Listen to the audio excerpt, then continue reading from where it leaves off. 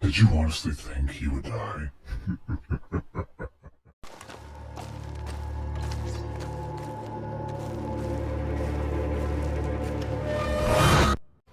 Haven't I told you already? He doesn't know the meaning of death.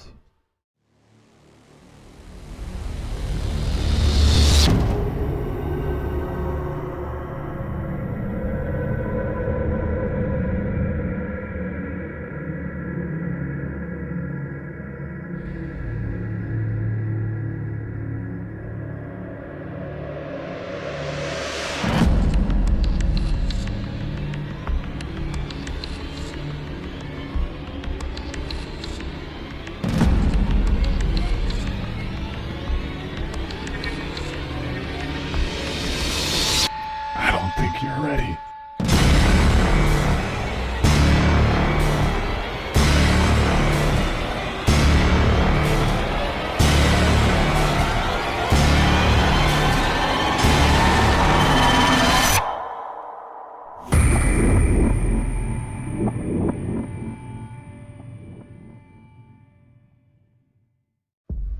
Eddie thought it was done. He thought he killed him. No more. But he was more wrong than he Ever. has been.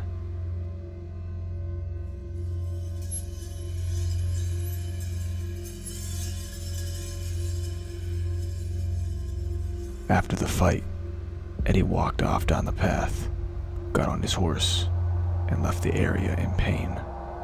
3 hours later, Jake awoke from the bottom of the cliff. He didn't feel much, but he knew something was wrong. He saw his shoulder was out of place, so he popped it back in like it was a bee sting. Nothing. He then climbed back up the cliff to be greeted by his horse Reaper. He was more exhausted than hurt, but he rode down the trail where he came up.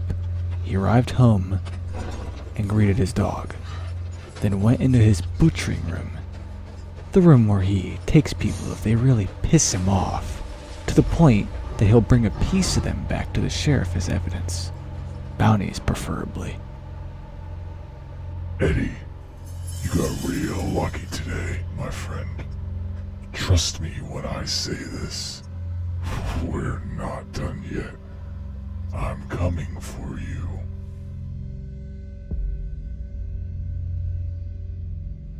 About a day later, Eddie and some of his new men were there at the cliff where Jake had fallen. He went around the corner where Jake was laying. But when he got there, nothing. He ordered his remaining men to find him and bring him to me. Eddie got down on a knee and saw boot tracks leading all the way back up the cliff. He walked around the other side of the cliff and saw nothing. No more tracks.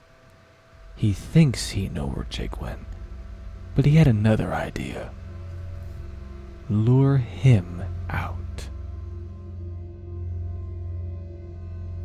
Jake rested for a day to get his mind back in order. He rested, meditated, and spent time with his dog. He treated his wounds, but he realized something about his body. The knife wounds and bullet wounds were gone. No trace of them at all. Well, that's interesting.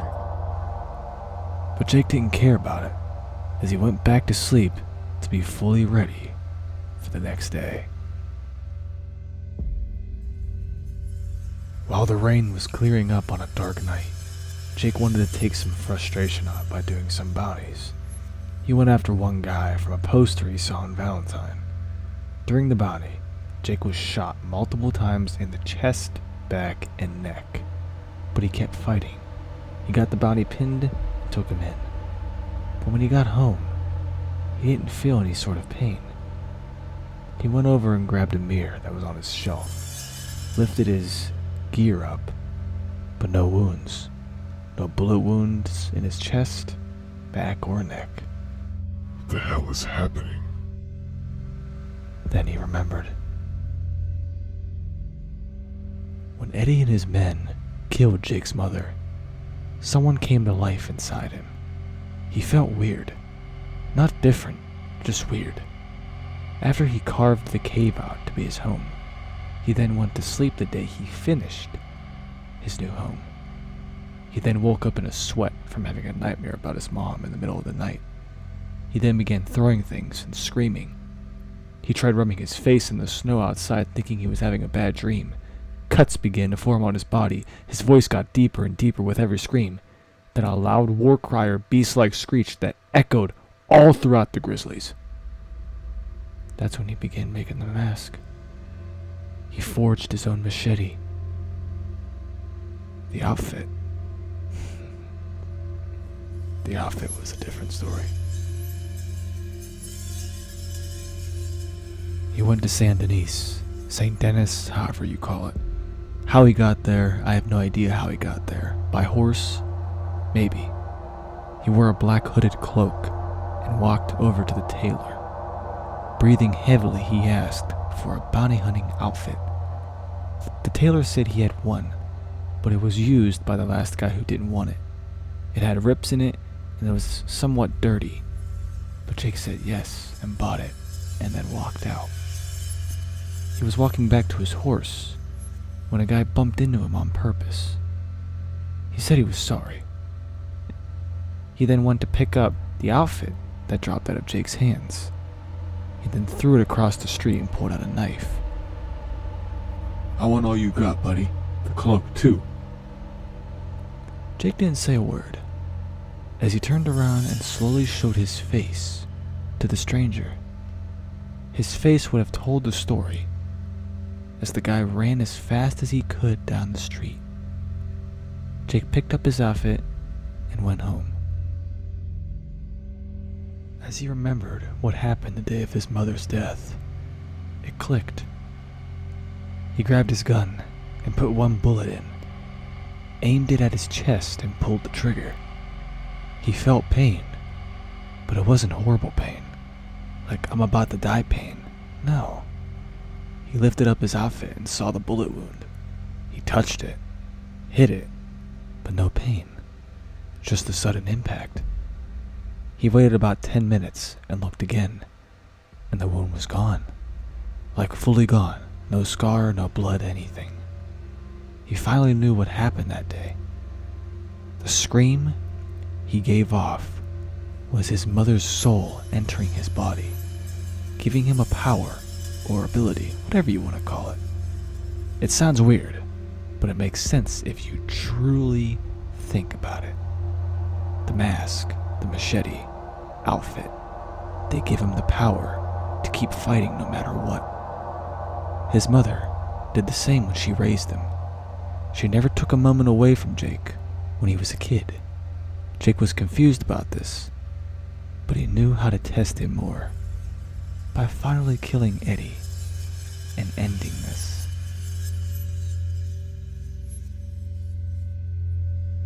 Eddie's men had found nothing on Jake or his whereabouts, but Eddie had an idea. He knew Jake liked to take people in who did wrong with this world, so why not try it? He made a fake poster on a random person he came up with, Eric Foreman, who was wanted for murder of his 2 kids. This is perfect, said Eddie. Boss, won't he know something is up with how that poster is? One of his men exclaimed. No, stupid. I'm gonna get it remade into a real poster, then pin it to the wall in Rhodes. He always goes to Rhodes, so it'll be perfect, said Eddie. The plan worked to perfection.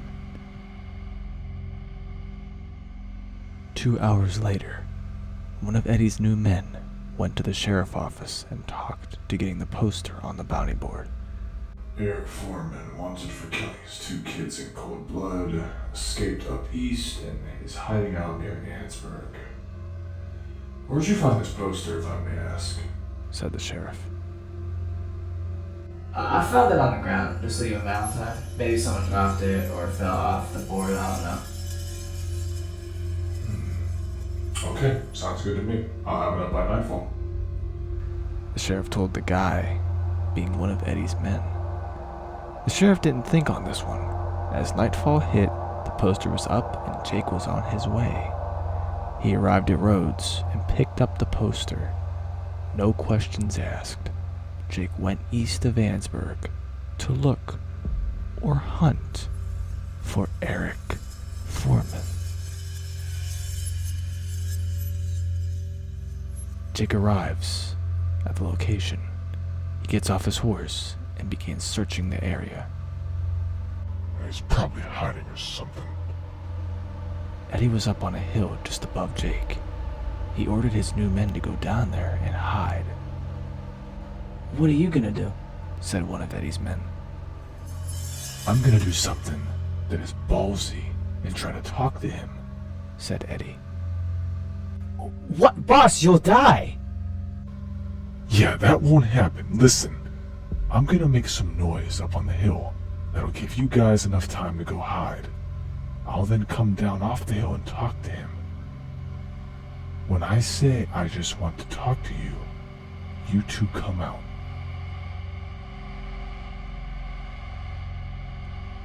The plan was set into action.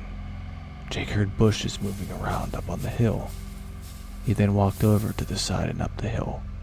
Eddie went the opposite way Jake went and moved quietly down the hill near his men. Damn birds, said Jake.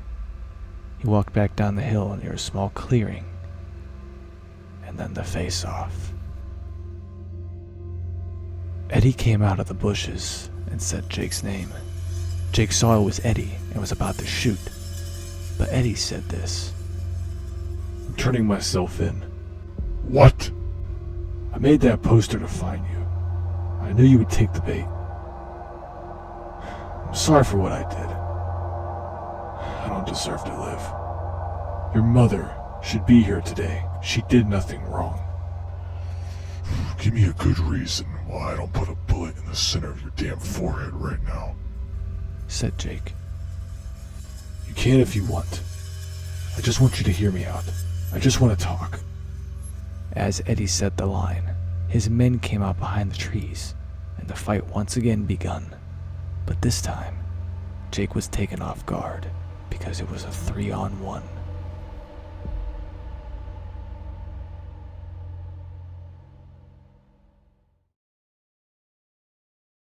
So, do you want to tell me how the dog's doing? Don't worry. I'll make sure to bring your lifeless body back to show him. Don't you mention his name. You will die here today. I'm gonna make you suffer. I'm not too sure that's gonna happen today.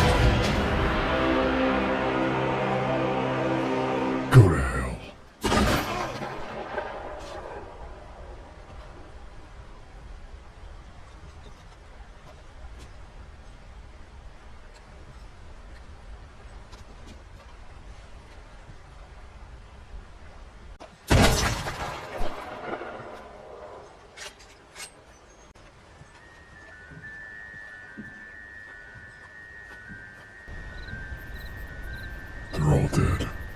All of them.